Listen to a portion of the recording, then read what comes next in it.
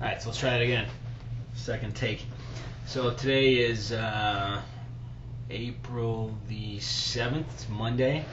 We are officially, what is the official site say here? 12 days, 10 hours, 19 minutes, 8, 7, 6 seconds away from big day. So I've written out my race plan. Thought I'd share that with everybody, especially all my interested and loyal blog readers. So it looks like I just checked the weather in China.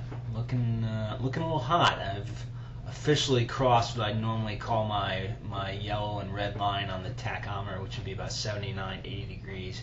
It's looking going to be in the high 80s now, 86, 87, with obviously high humidity there too. So that can make for a pretty tough day, knowing my propensity to explode in the heat. But you know, we added a degree of difficulty this time. The terrain there is pretty well flat. It's not too bad. A couple of long climbs in terms of just short, low grade, but 10K or so climbs. Shouldn't be too bad. I've done a lot of hill work, a lot of really nasty wind work out here on the coast, and a couple other places where I've been riding lately, so that should be okay.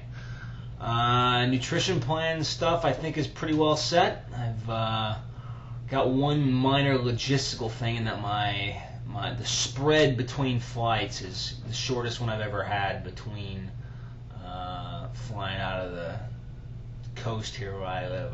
Don't want to give it away, but and then in Atlanta, obviously, which is where the world seems to travel. The spread there is pretty short. It's only about 38 minutes. So that means my bike case and bags have got to make it because it's a direct flight from Atlanta to Shanghai, right, and then from Shanghai down to Haiku. So if bike doesn't make it, I'm working on contingency plans, stuff like that with the travel guys and the official site guys. So I'm going to take a bunch of my own food with me. Again, I'm not really sure what they'll have there, so pretty standard stuff. I'm easy. I'll take oatmeal and peanut butter for the morning of the race, have a Cliff Bar beforehand. For the bike, I'll do mainly water out of my Aero bottle on the front of my bike, and then a big bottle of Gatorade that's got Carbo Pro mixed in, so that'll be my pretty sort of heavy bottle. And I've got an extra bottle holder for another bottle of Gatorade that I'll just pick up there on the course. I'll have a pouch that I'm wearing underneath my or behind my tri-suit that'll be have a few more Cliff Bars for me, and then I'll obviously be taking just an ass ton of Thermalights with me because of the heat. Run-wise, for nutrition, just do gel water or Gatorade at each aid station, and take a bunch of Thermalights there too. I will have a fuel belt with me to carry the Thermalights. Run a couple times in it, going to do a couple more times this week. Make sure it doesn't tear me up too bad. I'll have bodyguard and everything to go with me. So the important stuff: race plan. The swim is 2-loop race, same way Ironman Florida was. So you swim 1.2, get out, run 50 yards, then swim another 1.2. Do the same thing I did there. The swim is meant to be cruise, take it easy, hopefully find some feet and stay on them, just like we did in Florida. Keep it long and slow, and keep the breathing and heart rate under control. Swim shouldn't be as crowded. Obviously, there's only about 250 official registrants for the full at China, and that's about right around a tenth of what's at Ironman Florida. So 250 versus 2,200. So just grab some feet, stay there, cruise the swim. Swim's feeling okay. Probably do, as long as it's wetsuit legal, I should do a minute or so faster than Florida. So shooting for about 109 out of the water. And then in T1, I'm just going to cruise it because of the weather and everything. I'm definitely going to get a good layer of sunscreen on. I will be wearing that one-piece tri-suit because of the ability to take the top down later on. That's about it. There's not a whole lot goes on in T1 for me. I'm pretty quick in there, so in and out. Grab the Aero helmet, grab the shoes, get on there. Just one note that I made is that if there are wetsuit strippers there, make sure you get your wetsuit top all the way down to your hips, because if not, it'll get hung up kind of on your armpits and stuff when it's coming off, or on your hips themselves. But on the bike, break it into 4 30-minute sections. First section is settle in. Get that heart rate down under 140 again. Will be the target there. It's tough to do, especially when you're all geeked up getting out of the water, but that worked really well for me last time. I'm going to do the same thing this time. So really settle in the first 30 to 40 minutes on the bike. Get some food down. Drink a little bit of water out of the water there. focus on form and just kind of take it easy. Enjoy the Chinese countryside, man. Up the tempo a little bit for the second section. Get the heart rate up to about 150.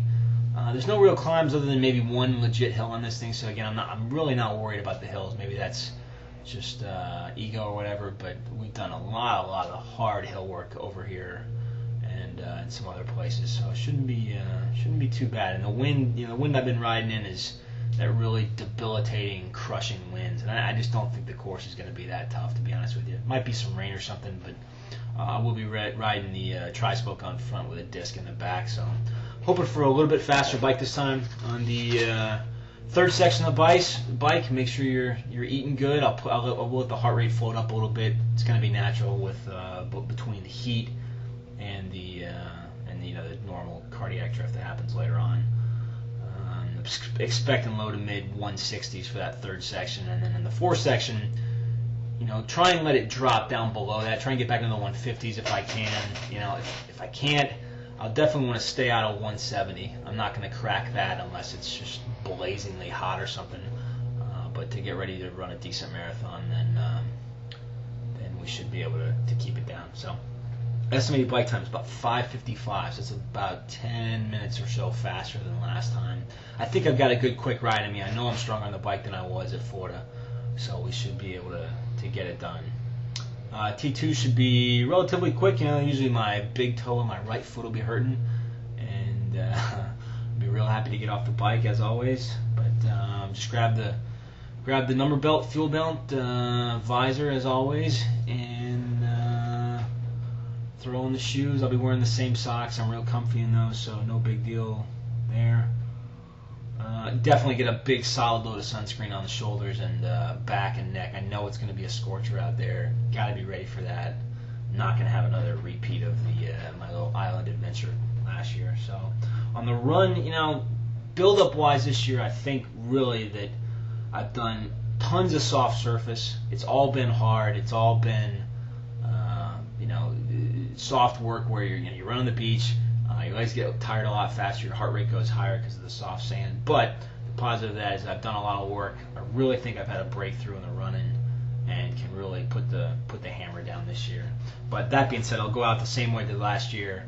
8 and 1s probably for the first 10 to 13. Cruise it. Make sure we're feeling okay. Keep an eye on that heart rate. Stay out of the 170s for as long as you can, especially the first 13. Really keep the governor on.